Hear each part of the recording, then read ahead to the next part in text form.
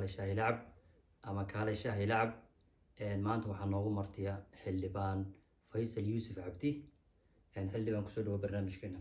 بسم الله الرحمن الرحيم aad baan ugu dhawahay barnaamijka fiican ee halkan inoogu diyaarisay ee lagu magacaabo walaalkaale shaahi lacab oo xog waran iyo maxaan ku dhahay wixii wara lagu kala qaadanayo aadna bulshadayna daawanaysa Soomaaliyeed especially bulshada reer Finland aad baan idin salaamaya anoo idinku salaamaya salaanta islaamka assalaamu calaykum waraxmatullaahi wabarakaatu. marka koowaad barnaamijkeena kaale shaahi lacab bal mar hore shaan dhamino Faysal. aad baan mahadsantahay bismillah.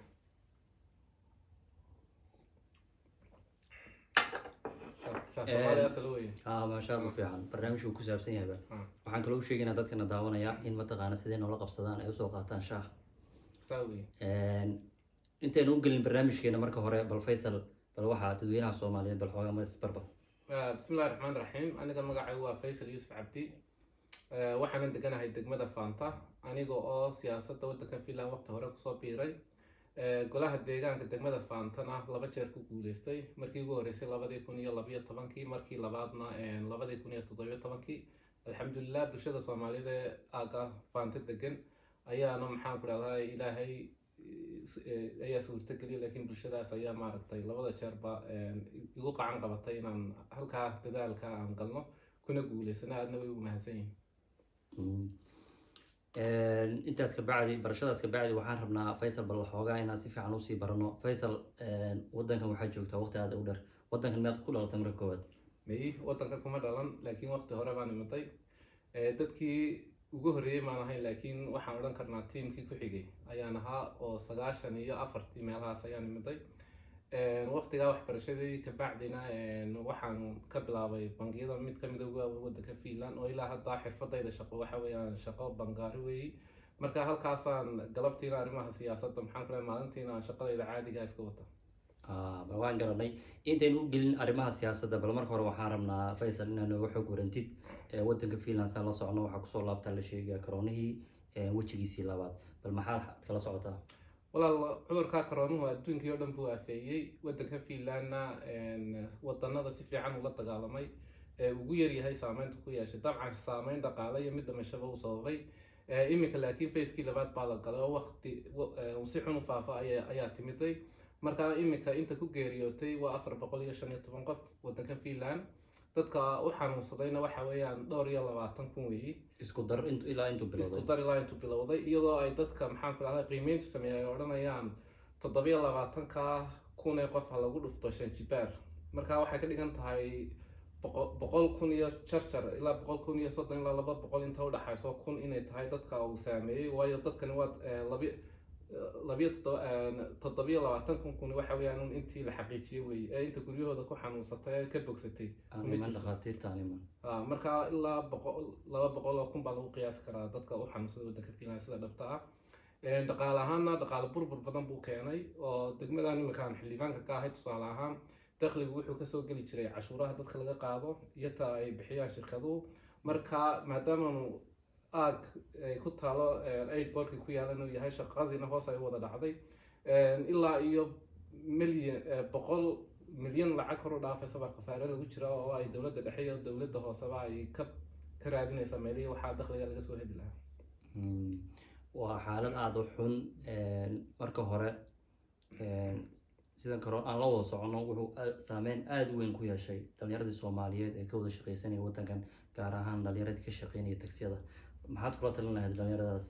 dhalinyarada iyo maxaan ku raadayay horta shaqadii oo dhan wuxuu ku yeeshay saameyn oo dadkii maaragtay macmiishii mar haddii dad wadankii la kala xidhay oo imika wadanka dib baa loo yara furay laakiin imika haddana dib baa loo sii xidhay 10 qof ma shiri karto wixii ka badan marka 10 wixii ka hooseeya ayaa ku shiri kara xarumihii maaragtay dawladdu gacanta ku haysay amba degmadu wixii private kuna waa inay u hoggaansamaan shuruucda la soo dejiyay masaajidadii way xidhan yihiin laftigooda jamciyadii lama tukado oo ummadda Soomaaliyeed way u hoggaansantay maxaan ku leeyahay baaqi iyo go'aanadii dawladda dhexe soo saartay. Faysal si nolol socdo dadka nolol socda ay noo fahmaan waxaa dib loo bilaabay miyaa in haddana mataqaana lockdown la geliyo ama dadka la yaray bulshada kulankeeda? bulshada kulankeeda waa la yareeyay lockdown laakiin wadanka lama wada gelin waayo waxa weeyaan dhaqaala burburka iyo waxaas laga yara taxadirayaa laakiin maalmaha soo socda kulli go'aamo cusub ayaa iman doona hadduu sidan usii socdo uu khatarta u faafayana kolley waa laga fikirayaa waanay jiraan xeerarkii baarlamaanka u ansixiyey ee marka loo baahdo loo isticmaalo in lockdown la geliyo laakiin iminka ilaa ilaankaa xarumaha dowladdu iyo maxaan ku leeyahay degmadu gacanta ku hayaan unbaa la xayiray in 10 qof wax ka badani aanay ku qabsan karin kulamo isku imanaya maaskigiina waxaa la yidhi hala wada isticmaalo kala durkaantiina in la sameeyo inay dadku isku dhadhowaan marka waxyaabahaas waxyaabo soo jeedina ayay u badan yihiin laakiin dastuurka way ansixsadeen waa hore in marka loo baahdo la qaadan doono xaggii su-aashaad weydiisay ahayd dhaqaale burburka ku keenay dhalinyarta soomaalida dabcan uu ku keenay sababtoo ah shaqooyinka hoose maxaan ku dhahay adeega bulshada ay u badnaayeen maadaama madaarkii xidhan yahay isku socodkii adduunku uu xidhan yahay saameynta ugu weyn wuxuu ku yeeshay dhalinyartii soomaalida ahayd ee weliba bilowday ganacsiga tagaasida bilowday dabcan dadkii oo dhan uu ku wada yeeshay oo dowladan haatan joogtay Finland go-aano fiican bay qaadatay oo dadkii maxaan ku dhahday dhaqaale burbur ku dhacay in jeebkoodii dib loo kabo oo lacaga yaroo fudfudud oo maxaan ku dhahay loogu talagalay waqtigaa cudurradu faafa ay yimaadeen oo 75 qofkiiba ayaa loo ansixiyay ilaa imkana la siiyaa 4 bilood loogu talagalay marka dadaal badan wuu jira haddana mas'uuliyad bayna wada saarano inaynu wada dadaalo inuu ku dhaqano xeerarka dowladda soo saartay su'aal muhiim ah su'aashaas waxay tahay Faisal goorma ku soo biirtay siyaasadda adoo ku dhex jiraan arkay siyaasaddan waxaan ku soo biiray waqti aad u hore secondary-ga berigan dhiganayay ayaa waxaa jira dhalinyarta finishku mid kasta waalidkiisa ayaa xisbiga geeyo kusoo ababiya maxaan ku rahdaa arrimaha xisbinimada iyo waxaasi si fiican ilaahay amarkii aniga dhalinyaran isku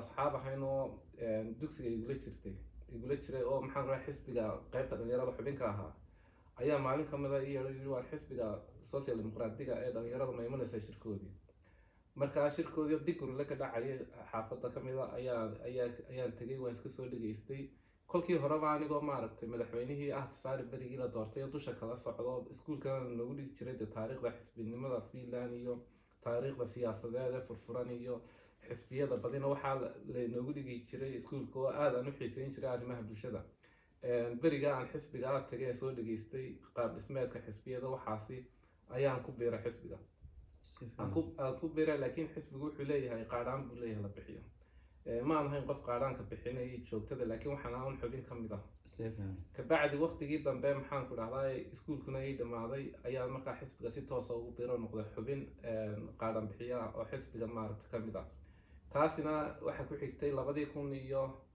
2009 oo maaragtay la ii doortay inaan xisbiga musharax noqdo 2012 markaasaan sidaa maaragta jarajartaas ayaan usoo koray arrin wanaagsan siyaasaddan waxaa muhiim in yaraan lagu bilaabo si loola qabsado hoosna laga soo bilaabo arrinka labada ku weydiinaya xisbigaada bal magaciisa mataqaanaa iyo waxqabadkiisa noo sheegaya horta xisbigan ku jira waa xisbiga social dimuqraadiga ah xisbiguna wuxuu ahaa berigii hore xisbiga shaqaalaha la odhan jiray oo waa xisbiga dee ugu weyn waddanka Finland xisbiyada markii la aasaasayay waxyaabahan horumarka aynu u jeedna iyo xisbiyadan badan iyo cadaaladan iyo sinaantan iyo waxaa laga sheekeynayaa waxa weeyaan xisbigii bilaabay weeyi inkastoo markii dambe ay siyaasad wadaag ahaayeen xisbigan la yidhaha centralka keeskusta oo maaragtay markay iyagu madaxweynaha ayaan xisbiga ku hayn jiray ku taageeri jiray oo ahaa social dimuqraadiga oo ahaa markaa horumarkan aynu maanta aynu ku faanayno aynu dumarku leeyihiin maxaan ku dhahdaa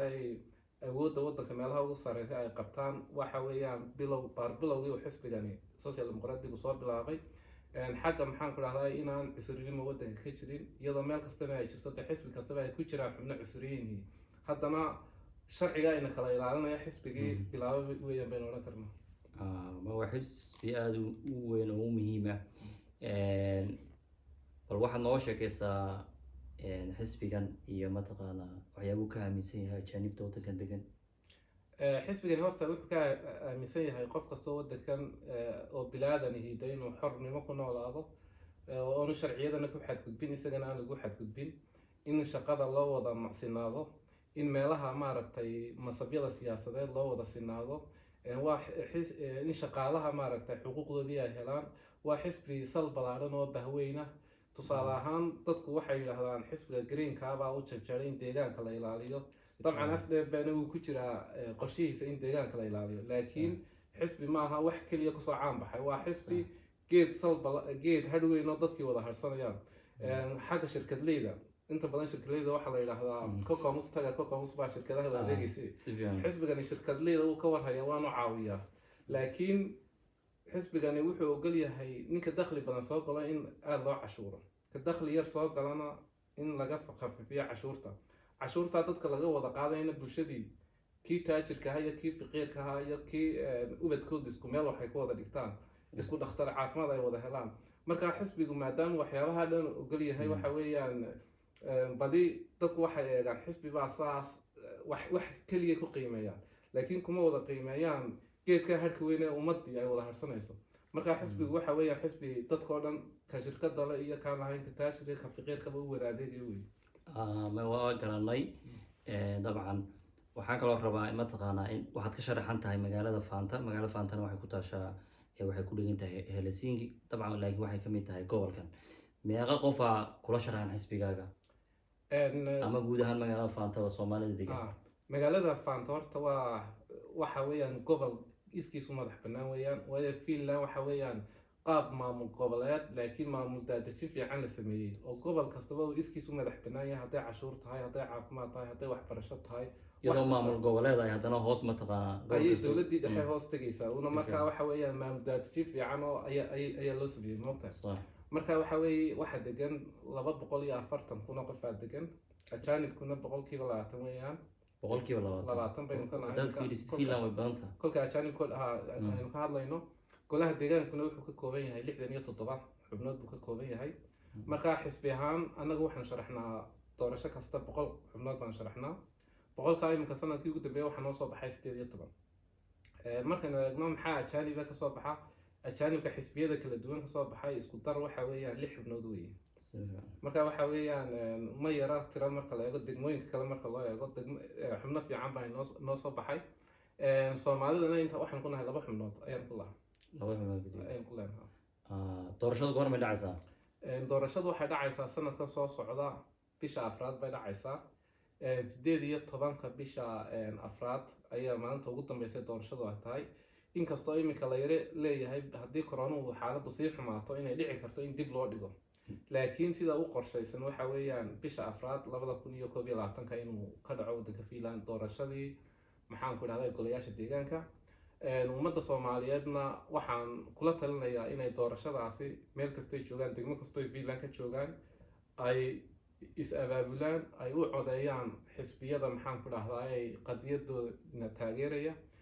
waad aragteen xisbiga cusuriga waxa iminka uu la soo baxay meelaha ajaanibku ku badan yihiin in il gaara lagu eego oo laga hor keeno finishkii la deganaa danyarta ahaa, waayo iminka waxaa soo baxday xaafado danyartii finishka ahaa iyo ajaanibkii wada degan yihiin. marka xisbiyada cusuriyiintu waxay sameynayaan propaganda nacayb badan ku jiro oo meelahaas ajaanibka ku badan yihiin dadkii deganaa finishka codkoodii ay helaan. marka meelahaas yaan laynagaga cod badan aynu kala soo baxno dad Soomaaliya hadday sharaxayn iyo dad xisbiyada kale mabaadiida ajaanibka taageeraya wata inay ka soo baxaan. marka doorashadaas waxa weeyaan doorasho ay tahay maadaama xaalad xun lagu jiro, aad aragteen iminka saxaafadda waxa lagu soo qorayo inay dadku si weyn uga qayb qaataan Soomaaliya. waliba waxaan arkay xisbiga Bereso Malanen inuu sanadkan aada u soo kacay. maxaa sababa is leedahay? horta waa xisbi macaarida, inta badan xisbiyada macaaridku kor bay usoo kacaan. waxaana sii sababaya tusaale ahaan qorshe weyn iyagoon hayn oo maaragtay ereyo yaroo fudfudud oo dadkuna fahmi karaan laakiin aan xal lahayn, kolkaas dadka u sheegaan dadkiina run bay moodaya. markaa macaaridnimada booska macaaridnimaday joogaan iyo xaaladan adkaatay Finland dhaqaalihii maaragtay dadkii uu saameynta ku yeeshee maxaan danyar tahay dhaqaalo dheeraada la siinayo oo iyaguna leeyihiin looma baahna in dadka maxaan ku dhahdaa ay dayartaa dhaqaala la siiyo, waayo dayarta ajaanib badan fikir noocaas ay iibinayaan iyadoo marka waxyaaba noocaasa keenaya propaganda ay sameynayaan baa keenaya. iminka tirakoobkii ugu dambeeyay la sameeyey wax yar buu dhaafayba xisbigaas dheebeeyo hogaanka hayn jiray tirakoobyada fudfudud la sameeyo inkastoon ahayn mid rasmi ah. ad waxaad tahay musharax sanadkan? musharax baan ahay 2021 bisha 4 degmada Fantana waan ka sharaxana haddii rabiidno. marka bulshada Soomaaliyeed ee ku dhaqan waddanka Finland dabcan waa la socotiin. waxaan ag fadhiya Faysal, nin ayna baraya maaha waa nin aad taqaaniin. marka waxaan leeyahay dhammaantiin codeeya, soo baxa. Lama dhahayo hebel hebel u codeeya, laakiin xisbiyada dabcan daniina ku jiraan mataqaanaa guryaha la fadhinina codka codeeya. Haddii kale sida hadda la sheegayo xisbigii cunsuriga Bruce Somaliland kor buu usoo kacaya, idinkuna codadkiina guryihiina la fadhidin. Marka waxaa muhiim ah in la codeeyo insha Allah 18 bisha afraad 2021 oo maalinta ugu dambeysa siduu Faisal noo sheegay. Marka arrinkaas ayna socodsiinina inta ka horeysa way soconaysaa, week bay soconaysaa, laakiin habeenka ugu dambeeya waa 18 bisha afraad. haddii ilaahay yidhaahdo haddaan doorashada dib loo dhicin xaaladan adag ee waddanka. Faisal, arrin kale su-aashan labaad aan rabo inaan ku weydiiyo waxay tahay arrimaha bulshada ku saabsan tahay. Bal Faisalow, waddanka Finland waxaa la yidhahdaa dabcan wadamada ugu fiican wadamada Yurub ku yaala markii la yidhahdo mataqaanaa Soomaalida ama dhalinyarada Soomaaliyeed mataqaanaa halaabay percentage-dooda aad bay u yaryihiin ama mataqaanaa dhibaatada faamiliyada haysata. Marka bal maxaad kala socotaa nin aad tahay dabcan u shaqeeya arrimaha bulshada ka shaqeeya? walaal horta waa sidaad sheegtay weeyi, waddanka Finland iyo Scandinavia wadano badanba waxay ka midaysan yihiin inay yihiin wadamada ubadka iyo faamiliyada u fiican beeyaday ku nool yihiin. hadday noqoto amniga, hadday noqoto maxaan ku dhahday daroogada ku yarayd, hadday noqoto ciyaalka maxaan ku dhahday suuqa gelaya, waxay wadanada ay aada ugu yar yihiin bay ahayd. xagga waxbarashadana wadanada number 1ka amba labaadka ugu jira bay Finland ka mid ahayd. marka imika xaaladahan koronahan iyo meelahan la kala xidhxidhay iyo maxaan ku dhahday dhalinyarnimadu sidii ay u dhaqmaysay oo isbedel weyn ku yimid, oon ahay mid Soomaalidu khusaysa ay tahay mid ballaaran oo dadka Finland degan oo ilaa finishka khusay saameyn ku yeelatay ayaa jirta. waxaa soo kordhay tusaale ahaan waqtigan iskuuladii iyo wixii la xidhxidhay ee koronuhu yimiday, dhalinyartu inay waayaan meel ay waqti ku qaataan, inay wixii energy ay ku bixinayeen ay yaraadaan. inta badan ururada weliba Soomaalidu aad bay dhalinyarada u caawiyaan oo meelo sports bay u furaan, inkastoo degmooyinkuna ay ka caawiyaan. degmooyinku sidaas leeg meelo xarumo bilaash oo iskoolaha jiro oo kubadda lagu ciyaaro dibadii baa jiro, aad bay degmadu u maalgelisaa xagga sportska.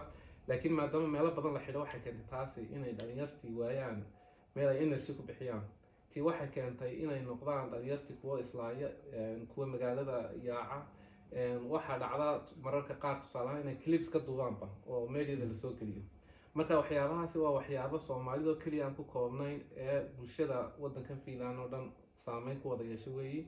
dabcan way jirtaa sanadadii ugu dambeeyay inay waddanka Finland soo galeen daroogo iyo wax la hilmaal ay soo galeen.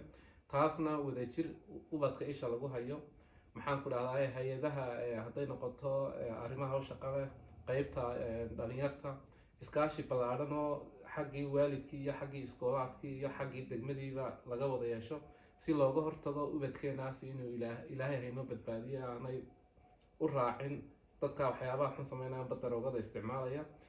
xagga waxbarashada dhib badan baa ka jirtay, waayo waddanka Finland waxbarasho fiican baa taala, laakiin waxaa jirtay in dhalinyarteenu iyadoo waxbarashadiina bilaash tahay ay waxbarashadii ku adkaato, iyaday ugu wacan tahay maxaan ku dhahday luuqaduba ay suurtagal tahay inaanay horena umay lahayn dhalinyarteenu meel ay ku daydaan oo tusaale ahaan dad meelo fiican ka gaadhay oo u noqda tusaale may jirin. imika laakiin dhalinyarteenu waxa weeyaan dhalinyaro aada u active ah. markii Finland ay ka waayeen wax jaamacadihii sare wada aragteena waxay tagaan wadanada kale ay dhakhtarnimo kaga soo qalin jabiyaan. way jiraan dabcan dhalinyaro halkan jaamacadaha Finland ba ka qalin jabiyey oo heerar fiican ka gaadhay way jiraan, laakiin fursadda taale aynu haysano iyo sida looga faa'iideysano waxaan odhan karnaa si fiican uga faa'iideysan, laakiin waynu dadaalayna odhan karnaa. waxyaabahan soo kordhay imika xaaladahan ay keeneen corona iyo waxaa la halmaalana waxay tahay wadajir in looga wada shaqeeyo bahda sportska, ururada bulshada, dadka golayaasha inoogu jira iyo waalidiintuba in la wada shaqeeyo. oo muhiimaduna waxaa weeyaan waalidku waa inuu ilmihii ka warhayo saacad kastaba halku taagan yahay. haddii intaa aan la helin dhib weyn baa imanaysa. inta badan lacagta ugu badan degmada waxaan ku bixinaa arrimaha ilaalinta ilmaha, waayo hay-adda la yidhaha Last Resort waa hay-ad sharciya. waxay xaq u leeyihiin ilmaha haddii lasoo sheego inuu dhib geystay amba dhib loo geystay, hadday been tahay xitaa in la baadho. baadhitaankaas markaa uu ku arooru arki been noqdo amba arkaa wax ku jiraan oo loo raadiyo markaa gargaar kalo dheeraada familigaasi. ceebna maaha hay-adaas inay faamiliyada soo fargeliso, waa adeeg dheeraadoo loogu talagalay baa jira faamiliga in lagu caawiyo. marka haddii qofka soomaaligu is yidhaahdo ilmihii waa laga qaadaya oonu hay-adaasi wax ka gargaara weydiisan, waxaa suurtagala inay halkaas dhibi ka timaado, waayo adeegan lacagaha dowladda hoose ku bixiso, dowladda dhexe ku bixiso, waxaa loogu talagalay taageero faamiliyada la siinayo. inta badan dadkeena waxa ka dhaadhacsan ilmaha waa laga qaadanaya. kolkaan haddaan maqalnaba laasin suuy haddaan waxaa kugu soo dhacaysa ilmahayga waa la qaadanaya. waa la qaatay haddii aad aragtana lacagahaas ku baxaya degmadu waxyaabo kale uga faa'iidaysan lahayd.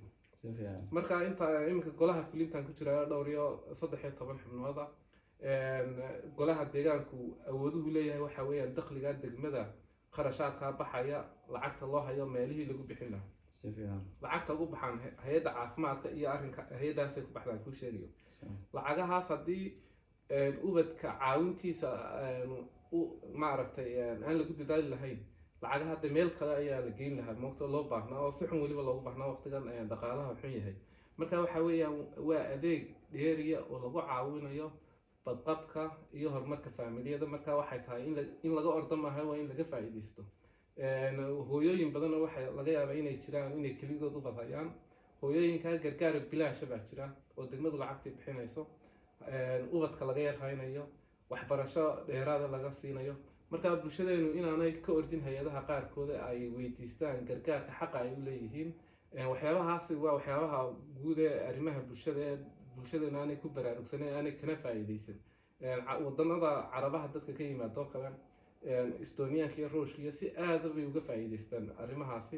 laakiin innaga waxa aynu u malaynaa un haddiiba hay-adaasi macmiil inay dhib weyn jirto. marka finishka laftoodu qaar arrinka sida aaminsan baa ayaa jira finishka u dhashay waddankani, laakiin lacago badan baanu hay-adda lagu bixiyaa oo ay tahay in dadku ay ka faa'iidaystaan si wanaagsan. horta ma jira kiisas badan oo caruur Soomaaliyeed lagu qaatay waddankan kiisas ka warhaysa? kiisas badan way jiraan, laakiin kiisas badan oo kolka baaritaan la sameeyo, waayo beri waxa dhacday kiis ilmo yaroo laga soo gudbiyey. horta qofkas muwaadin kasta oo arkaya ilmo wax sameynaya amba lagu sameynayo, hadday noqoto hala tuurtuurabe, wuxuu xaq u leeyahay inuu hay-adda wargelin siiyo.